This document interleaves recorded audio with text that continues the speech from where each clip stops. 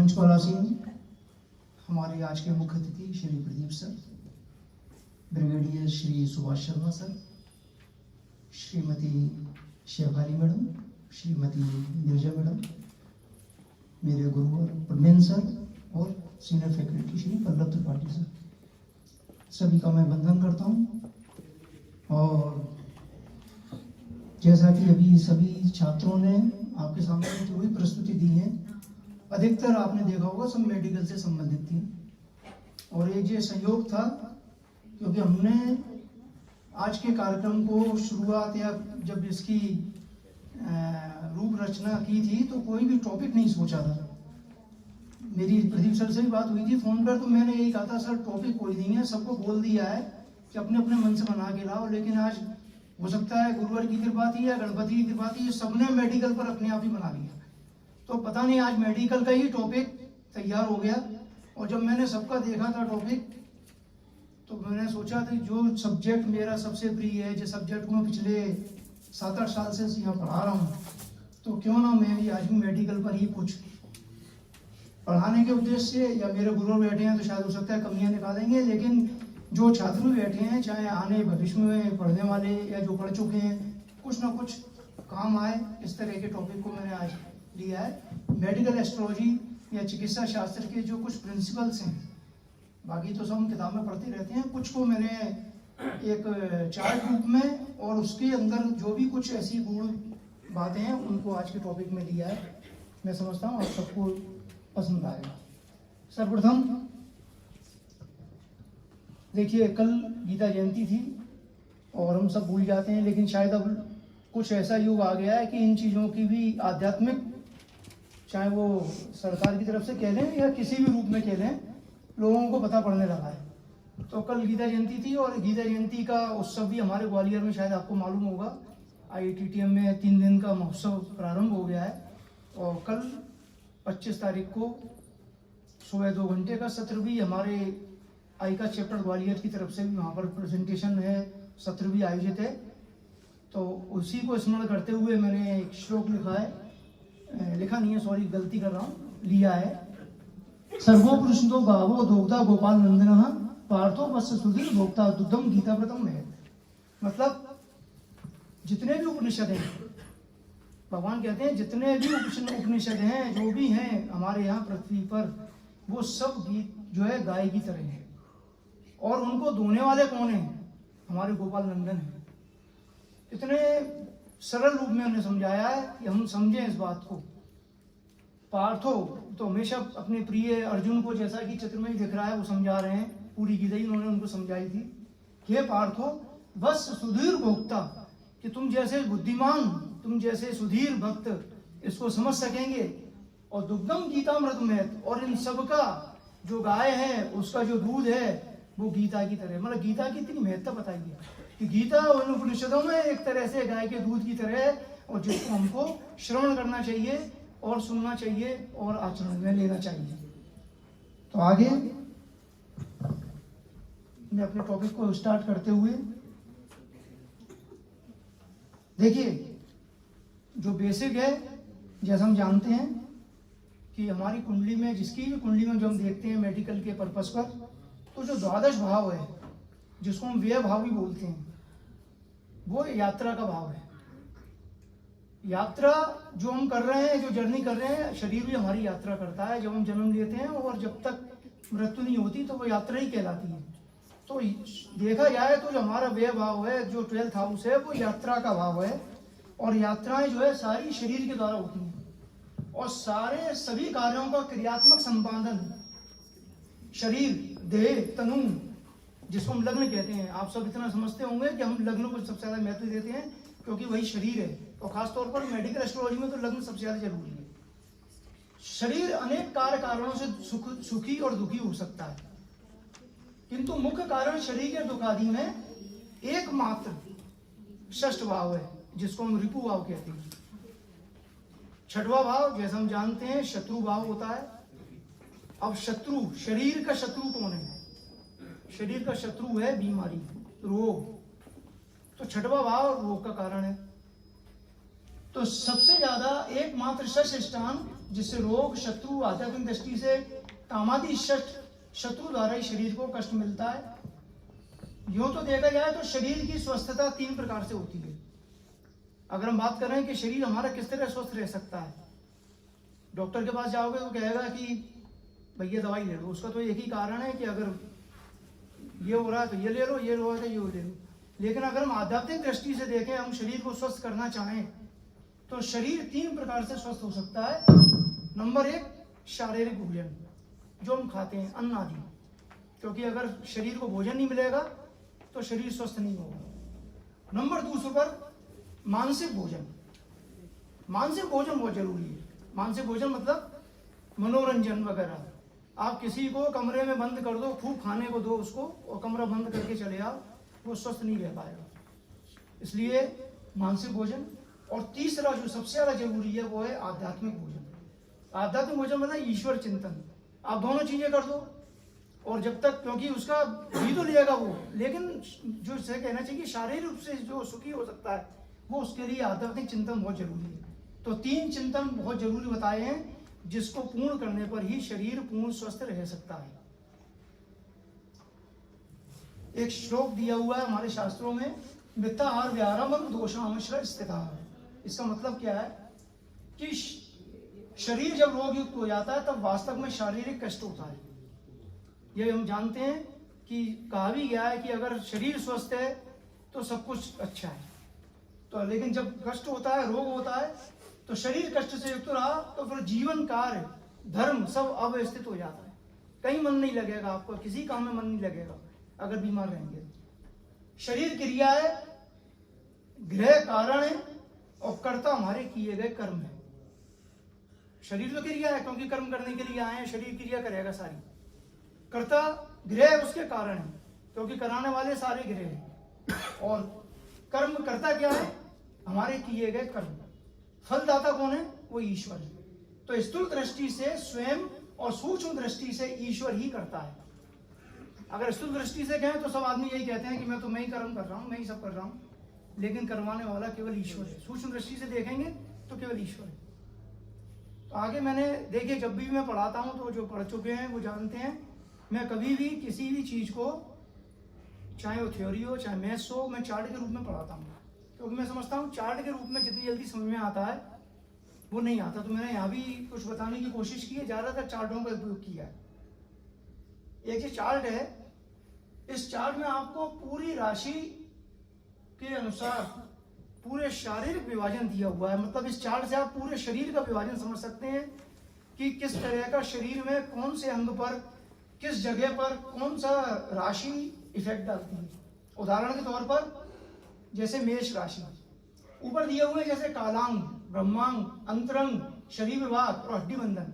जैसे हम कहते हैं ना कि अगर शरीर की अगर टेक्नोलॉजी के अनुसार आज के समय में जांच करें तो ऊपरी तौर पर डॉक्टर देख लेता है तो बता देता है, और अंदरूनी तौर पर चाहे वे एक्सरे हो, चाहे MRI हो, चाहे अल्ट्रासाउंड हो। लेकिन हमारे शास्त्रों में सारी चीजें ऊपरी स्तर से भी और अंदरूनी स्तर तक की भी सब चीज दी है। तो वो सारा यदि जहाँ पर जो डिवाइड किया है मैंने उसी तरह से किया है कि जैसे मेष राशि है, सिर है हमारा, ये इसका कालांग है, मुख्य अंग। जो मेष राशि जो कालांग कह रहे हैं तो वो मेष राशि सिर को डिनोट करती है। और ब्रह्मांग क्या है? इसका मुख द्वार। अंतरंग क्या है? मेदा। और शरीर विभाग भी मेदा है। और हड्डी बंधन जो इससे जुड़ी हुई है, जैसे कई बार बात करेंगे कि अगर मेष राशि के अनुसार हम किसी की कोई तकलीफ या बीमारी देखना चाहते हैं तो इतनी चीजों को देख सकते हैं। अगर अंदरूनी चाहेंगे तो जो हड्डी तक की बीमारी है कि वो कहाँ पर हो सकती है, तो कनपटी की और मुख की जो हड्डी है वहां पर असर डालेगी मेष राशि के अनुसार। इसी प्रकार जैसे वृष राशि, कालांग इसका मुख है, ब्रह्मांग इसका गला है, मुख से लेके गले तक आएगी। अंतरंग में शोषण नलिका है, अगर अंदरूनी आएंगे तो शोषण नलिका है। और शरीर विभाग में अन्न नलिका है। और हड्डी बंधन में गर्दन की हड्डी। मिथुन राशि, गला बाहु, ब्रह्मांग में कंधा बाहु, अंतरंग में फुसफुस, शरीर विभाग में श्वास या रक्त, और हड्डी बंधन में कंधे और गले की हड्डी। तो इस तरह से पूरे चार्ट में चूंकि समय आज सीमित है तो मैं ऐसा नहीं है कि पूरा चार्ट आपको मेष से लेके मिथुन तक पढ़ के सुनाऊं। एक तरीका बताया है कि इस रूप में इस चार्ट में मेष से लेके मीन तक आपको हर शरीर के हर किसी अंग का वर्णन मिल जाएगा। किसी भी पत्रिका में अगर देखें तो रोगों के संयोग जो अभी योग बताए थे, जो चार्ट बताया था उसके अनुसार ही मिलती हैं। लेकिन प्रश्न ये आता है कि क्या सभी लोगों को सभी प्रकार के रोग होंगे? ऐसा तो नहीं है संभव कि अगर मेष राशि वाला है तो सबको सब मेष राशि के अनुसार ही सब रोग हो जाएंगे। प्राय ऐसा नहीं होता, क्योंकि जिन लोगों के साथ सूर्य चंद्र लग्न लग्नेश गुरु शुक्र की बलवता काम करेगी उन रोगों का अभाव या न्यूनतर है। मेन अपने अगर रोगों की बात करें तो उसमें सूर्य चंद्र लग्न लग्नेश और गुरु शुक्र, इनकी बलवता हमें देखनी पड़ेगी। बलवता में हम इसकी कमजोरी भी देख सकते हैं और अधिकता भी देख सकते हैं। तात्पर्य यह है कि लग्न लग्नेश के साथ किसी ग्रह का बलीपन रोग योगों का बाधक भी होता है। अतः लग्न और लग्नेश की पुष्टता पर अवश्य ध्यान देना चाहिए। अब एक चार्ट और है, इसका आगे यूज किया गया है इस चार्ट का, मैंने किसी कुंडली में तो इस चार्ट को यहाँ दिखाया है कि जैसे सूर्य, जैसे अभी हमने राशि के बारे में बात की थी, अब यहाँ ग्रहों के बारे में बात कर रहे हैं कि कौन सा ग्रह किस प्रकार की बीमारी के लिए कारण बन सकता है। सूर्य सिर तत्व में भी ले लिया है, अग्नि तत्व, और अस्थि का कारक पुराणाधार है क्योंकि हम इसको आत्मा भी बोलते हैं, मानवीय शक्ति का ही कारक है, और पित्त, इतनी चीजों का कारक अगर देखा जाए तो सूर्य है। इसी प्रकार चंद्रमा, मुख जल तत्व, अस्थि की इसके बात करें तो रक्त के लिए मुख्य तौर पर, और पुष्टता के लिए चंद्रमा, और बाद में श्लेष्म बात श्लेष्म जो अगर देखा जाए तो चंद्रमा को लेती है। मंगल कान अग्नि तत्व में, स्नायु दाह और पित्त, बुध पेट भूमि तत्व में, चर्म रोग में, स्नायु शक्ति और त्रिदोष में, बृहस्पति गुर्दा वायु आकाश, मांस चर्बी, रक्ताधिक स्थूलता और कफ, शुक्र नेत्र जल वीर अंतरंगस और वात कफ, शनि पैर वायु मज्जा प्रगाढ़ता और वायु, राहु सर्वांग वायु रक्त मासिक धर्म मस्तिष्क और चर्म और पैर और वात रक्त, केतु रक्त वायु रक्त चर्म और वात रक्त। तो जो मुख्य जो बीमारियां हैं अगर ग्रहों के अनुसार देखा जाए तो मुख्य कारण इन ग्रहों से इन बीमारियों के बनते हैं।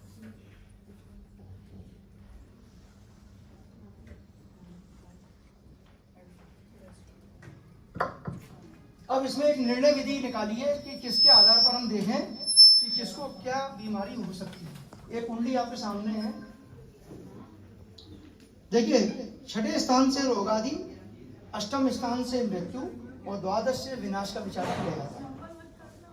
षष्ठ स्थान पेट यकृत लीवर का है और सभी रोगों का कारण धातुओं के मल।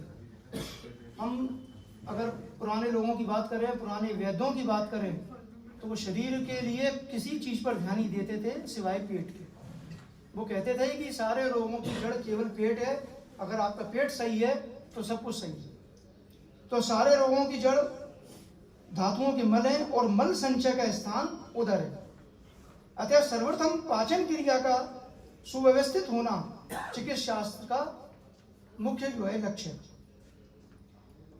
तब यह सिद्ध हुआ कि षष्ठ भाव षष्ठेश बुध और कन्या राशि के दोष के कारण से पेट का बिगड़ना, रोग भय, राज भय, शत्रु भय होना संभव रहता है, जो कि अनुचित आहार विहार से दोष और अमाशय में टिके रहती है। अब देखिए इस कुंडली में, जैसा कि सामने कुंडली दिख रही है, इसमें सूर्य और बुध, मैंने तत्व के आधार पर इसका विश्लेषण किया कि अगर हम डायरेक्ट केवल देखना चाहें तत्व से कि किस तरह की बीमारी हो सकती है, तो इसमें यहाँ पर सूर्य बुध और तुला ये वायु तत्व में है, चंद्रमा केतु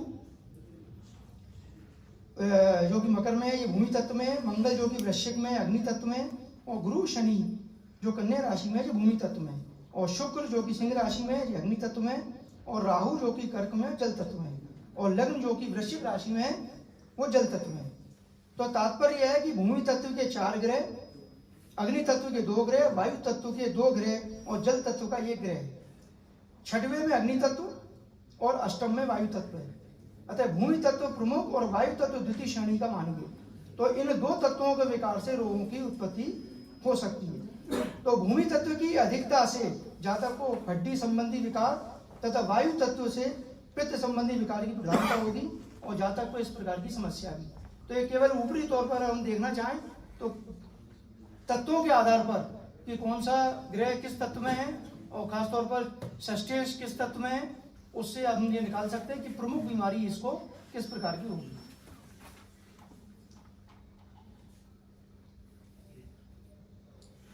अब इसी कुंडली में सूर्य, लग्न, षष्ठ राशि, ग्रह, दृष्टा ग्रह, ये 5 ग्रहों के तत्व में से अधिक तत्व वाले ग्रह के आधार पर रोग होता है।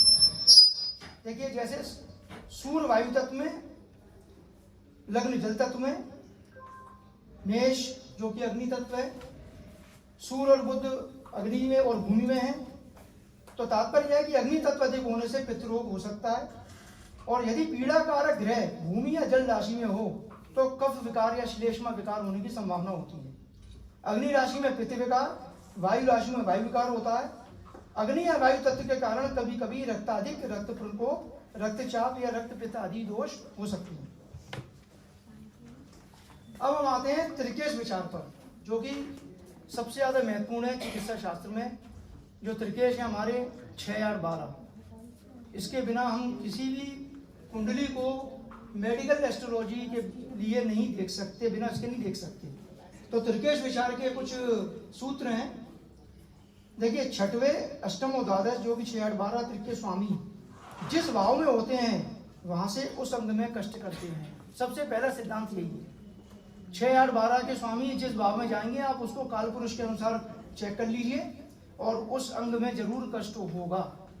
काल पुरुष की जरूर आप जब कभी भी चिकित्सा शास्त्र पढ़ें, किसी कुंडली की विवेचना करें तो अपने दिमाग में काल पुरुष का चित्र जरूर रखें। उस काल पुरुष के अनुसार जो भी अंग आएगा तो 6, 8, 12 के स्वामी जिस भाव में जाएंगे सबसे पहला सिद्धांत है उस अंग में कष्ट जरूर करेंगे।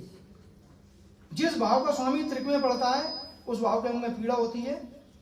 जैसे कि सप्तमें से यदि 6वें में है तो सप्तम भाव तथा राशि के अंगों में पीड़ा होगी। त्रिकेश जिस भाव में हो यदि उस भाव का स्वामी त्रिक में स्थित हो तो निर्दिष्ट अंग में पीड़ा होगी। जैसे सामने कुंडली में अष्टमेश जो है द्वादश भाव में है, और काल पुरुष कुंडली के अनुसार अगर हम देखें तो वो भाव पैर का पड़ता है, और यहाँ पर अष्टमेश द्वादश में गया है और सूर्य भी वहाँ बैठे हुए अपनी नीच राशि में। तो हमको वहाँ पर बैठे हुए ग्रह को भी देखना है, उसकी बलवत्ता भी देखना है। और जो अष्टमेश गया है किस भाव में गया, 12वें भाव में, और काल पुरुष के अनुसार 12 भाव पैर होता है।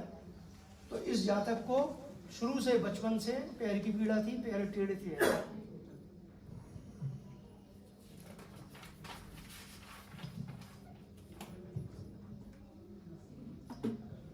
अब त्रिकेश विचार जो कुछ सूत्र इसके हैं। यदि त्रिकेश त्रिकस्थ हो, यानी कि त्रिकेश त्रिकस्थ में बैठा हो अथवा स्वग्रही होकर त्रिकस्थ हो तो प्राय पीड़ा न होकर पूर्ण स्वस्थ होता है। अगर वो त्रिकस्थ जो है त्रिकेश त्रिकस्थ हो अथवा स्वग्रही होकर त्रिकस्थ में बैठा हो तो पीड़ा कम होती है। यदि कभी अस्वस्थता का कारण यह है कि जो ग्रह 2 राशिपति होते हैं वो स्वग्रही होने पर दूसरी राशि का स्वामी बनकर अगर त्रिकस्थ होता है, तो इसलिए यहाँ पर हमने ये सूत्र लिया गया कि अगर वो स्वग्रही होकर बैठा है तो खास तौर पर पीड़ा कम होगी। त्रिकेश त्रिकस्थ न होकर अन्य भाव में स्वग्रही न हो किंतु त्रिकेश राशि यदि स्वग्रही हो तो स्थायी पीड़ा नहीं होगी। कई बार ऐसा भी होता है कि कुछ बीमारियां ऐसी होती हैं कि इलाज के बाद ठीक हो जाती हैं, तो ये सूत्र उसमें काम करेगा। यदि जिस भाव का स्वामी अस्त, नीच, नीचांश, निर्बल हम सप्तवर्ग के द्वारा देखेंगे, पीड़ित, पापयुक्त या दृष्ट हो तो उस भाव राशि वाले अंग में पीड़ा होती है। जिस भाव का स्वामी अगर अस्त होगा, नीचांश होगा, सप्तवर्ग में कमजोर होगा तो उस भाव में पीड़ा देगा। और बार बार मैं यही कहूँगा कि उस समय आप काल पुरुष को जरूर दिमाग में रखिए कि वहाँ पर कौन सा अंग पड़ रहा है। त्रिकेश दोष मंगल शनि, मंगल शुक्र और शनि को कभी कभी नहीं होता। यथा मेष वृश्चिक लग्न में जन्म होने से मंगल को, वृष तुला लग्न में जन्म होने से शुक्र को, और कुंभ में जन्म होने से शनि को त्रिकेश दोष नहीं होता। नेक्स्ट है लग्नेश और षष्ठेश की युति। जैसा भी बात हुई थी कि लग्न ही शरीर है और छठवां भाव जो कि उसका ऋतु भाव है और रोग का भाव है, तो ये युति में जरूर कहीं ना कहीं रोग पैदा करेंगे। अगर इनकी युति हो गई तो पक्का मानिए वो व्यक्ति या तो बचपन से बीमार है या आगे चल के जब दशा अंतर दशा आएगी तो बीमार पड़ेगा। तो उसके कुछ सूत्र हैं कि अगर कौन सा ग्रह आ जाए लग्नेश षष्ठेश में तो कौन सी बीमारी हो सकती है। लग्नेश षष्ठेश सूर्य साथ हो, अगर लग्नेश और षष्ठेश मतलब सूर्य अगर आ जाए साथ में हो तो ज्वर, पित्त, रक्त क्षय, हड्डी रोग, जीवन शक्ति की कमी, इनमें से कोई ना कोई बीमारी दे देगा। यह ऊपरी तौर पर हम देख सकते हैं। लग्नेश षष्ठ अगर चंद्रमा साथ हो तो जल भय, हैजा, जलोदर, शीत रोग, चेचक, खांसी इत्यादि होंगे। लग्नेश षष्ठेश मंगल साथ हो तो विस्फोटक, मसा, घाव, फोड़ा, चर्म रोग, युद्ध में पीड़ा, ये कुछ घटनाएं हो सकती हैं। लग्नेश षष्ठेश बुध साथ हो तो पित्त रोग, अरुचि, वमन, अफरा, वायु वर्णा, उदर रोग। लग्नेश षष्ठेश गुरु साथ हो तो रोग रहित, अगर गुरु का संबंध बन जाए तो प्राय रोग नहीं होगा या कभी कभी साधारण अस्वस्थता, जैसे कहते हैं छोटी मोटी बीमारी आई और वो चली गई। लग्नेश षष्ठेश शुक्र साथ हो तो स्त्री के रोग या वीर या मूत्र रोग। लग्नेश षष्ठेश शनि साथ हो तो आंत रोग, उदर रोग, अनपच, पेट गड़बड़ाना, स्तंभ वायु। लग्नेश षष्ठेश राहु या केतु साथ हो तो सिर व्यथा, वायु रोग और चोर अग्नि भय। क्योंकि कई बार ऐसा नहीं है कि कोई बीमारी होगी, जैसे बात आ रही थी अभी मनोविकार की या डिप्रेशन की, चोर कईयों को होता है ये फोबिया कि ऐसा लग रहा है कि कहीं ऐसा नहीं हो मेरे घर में चोरी हुई है। कई लोग यही डरते रहते हैं, या आग नहीं लग गया, वो कहते हैं मुझे कई बार सपने देखते हैं कि आग में गिर गया हूँ। तो कुछ ऐसी युति हैं कि अगर राहु केतु अगर लग्नेश के साथ युति बना लें तो ऐसे व्यक्ति को आप कह सकते हो कि इस तरह की आपको बातें संभव हैं। लग्नेश षष्ठेश से अगर मंगल का संबंध हो तो आकस्मिक घटना, तो मंगल हमेशा या तो सर्जरी कराएगा, आकस्मिक घटना करवाएगा, चीर फाड़, ऑपरेशन, हत्या। लग्नेश षष्ठेश का बुध का संबंध हो तो गुप्त रोग। लग्नेश षष्ठेश से गुरु का संबंध हो तो स्वस्थता या रोग आदि से शीघ्र मुक्ति। देखिए ये जितने भी सिद्धांत हैं ये जन्म कुंडली में भी काम करते हैं और प्रश्न कुंडली में।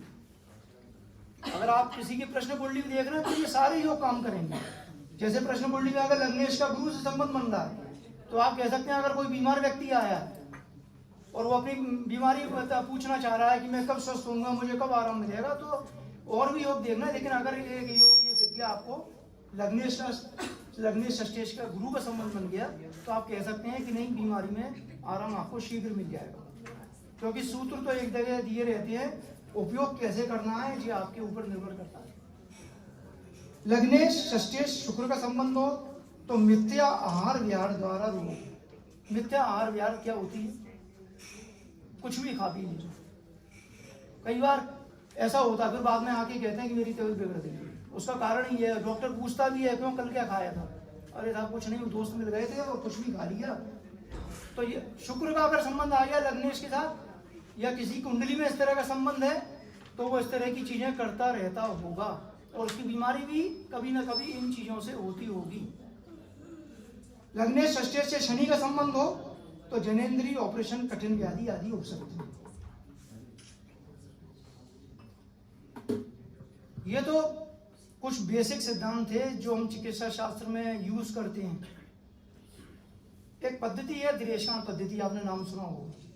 ज्यादातर लोग ये जानते हैं कि दिरेशान पद्धति का उपयोग हम भाई बहन के बारे में या अगर मेडिकल में देखते थे तो चिन्ह या मसा या तिल आदि के बारे में, जैसे पुराने लोग ज्योतिषी बता देते थे तुम्हारे यहाँ पर तिल है, देखना तुम्हारे बाएं हाथ पर तिल है, तो आदमी एकदम चौंक जाता था कि पता नहीं कैसे बता दिया कि मेरे बाएं हाथ पर तिल है। तो उसका उपयोग वो दिरेशान के दौरान मैंने कुछ पुरानी किताबों में दृष्टांत का उपयोग चिकित्सा शास्त्र में रोग जानने में, और वो भी किस अंग में पीड़ा होगी, क्योंकि ऊपरी तौर पर तो हम देख लेंगे, लेकिन जो MRI की बात आती है, जो चीज़ एक्सरे में भी समझ में नहीं आती और फिर डॉक्टर कहता है कि नहीं तो MRI करना पड़ेगी, तो MRI अगर मैं कहूँ तो उस समय पे MRI दृष्टांत पद्धति है। और दृष्टांत पद्धति से किस अंग में विशेष में पीड़ा होगी ये तो हम ज्ञात कर सकते हैं। मैंने इसको एक कुंडली में लगाया भी है और बिल्कुल वो सही साबित हुआ है। तो दृष्टांत कुंडली से कौन सा रोग है हम देख सकते हैं। सबसे पहले तो कुछ सामान्य नियम है दृष्टांत के, कि यदि उदित लग्न पहले दृष्टांत में, जैसा हम जानते हैं 3 दृष्टांत होते हैं, 0 से 10, 10 से 20 और 20 से 30।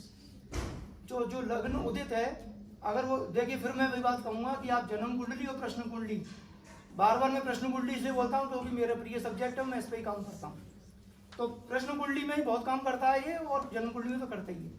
तो यदि उदित लग्न प्रथम दृष्टांत में है, यानी कि 0 से 10 के बीच में है, तो शरीर का रोग जो भी होगा वो कंठ से ऊपर होगा, इस पार्ट में। और यदि लग्न द्वितीय दृष्टांत में है तो शरीर का रोग कंठ से कमर के बीच में होगा, और अगर तृतीय दृष्टांत में है तो कमर से नीचे का होगा। तो 3 पार्ट तो हमारे ऋषियों ने इस दृष्टांत के द्वारा कर दिए। इन 3 पार्ट से आप बता सकते हैं कि रोग किस अंग में होगा।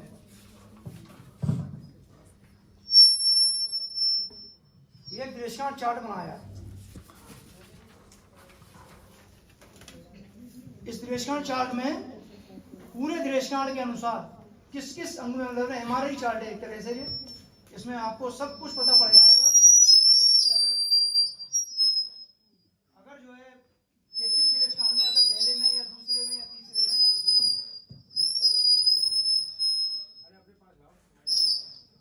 किस दृष्टांत में इसका किस जगह पर उपयोग है। जैसे 3 दृष्टांत आपको लग्न दिख रहा है पहली जगह, मैं किसी एक का समझा देता हूँ क्योंकि पूरे तो समझाने बहुत टाइम लगेगा। जैसे भाव और लग्न पहले दृष्टांत में तो मस्तक, द्वितीय दृष्टांत में तो बायां नेत्र, और तृतीय दृष्टांत में तो भी बायां नेत्र। इसी प्रकार लग्न का जो द्वितीय दृष्टांत, अगर सेकंड पर 3 पार्ट कर रहे हैं, दूसरा पार्ट में कंठ, बायां कंठ और बायां कंधा, और तीसरा पार्ट में बस्ती, बाईं बस्ती और दाईं बस्ती। तो इस तरह से इस दृष्टांत चार्ट में पूरे भाव के अनुसार एक एक दृष्टांत का किस अंग में पीड़ा होगी। तो हम पहले चार्ट के अनुसार जब कुंडली बनाएंगे और दृष्टांत का जो चार्ट बनाएंगे तो उसमें इसके नंबर से पता पड़ जाएगा कि कौन से अंग में पीड़ा है। ये इस तरह से कुंडली का भी पेपर इसमें दिया हुआ है चित्र के अनुसार। ये कंठ से ऊपर, कंठ और कमर के बीच और कमर के नीचे कौन सा पार्ट आएगा, ये जो चार्ट में था वो इसको चित्र के द्वारा भी समझाया गया है। अब इसका उपयोग देखिए कैसे किया है। यहाँ पर ये कुंडली है जो एक प्रश्न कुंडली के अनुसार थी ये, और ये कुंडली तो एक किताब में दी थी। उसके बाद मैंने बताया जिस कुंडली पर मैंने लगा के देखा वो उसके बाद में।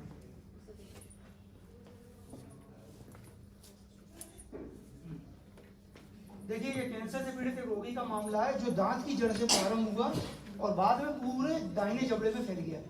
यहाँ पर उदित लग्न है वो 9 डिग्री 42 मिनट की वृश्चिक के प्रथम दृष्टांत में है, और इसको दृष्टांत चार्ट में 1 नंबर पर लिखा गया है। इसके बाद इसके जो ग्रह थे उसको दृष्टांत चार्ट में स्थित किया गया इस तरह से। ये पूरा दृष्टांत चार्ट जो कुंडली बनी है ये पूरी हमारी साउथ इंडियन स्टाइल होती है, क्योंकि दृष्टांत चार्ट उसी तरह से बनता है, ये बनाई गई है। और इसमें जो ग्रह हैं, जैसे यहाँ पर ये लग्न है, यहाँ पर ये, चूंकि यहाँ पर 12 नंबर होता है, अगर आपको मैं बताऊं,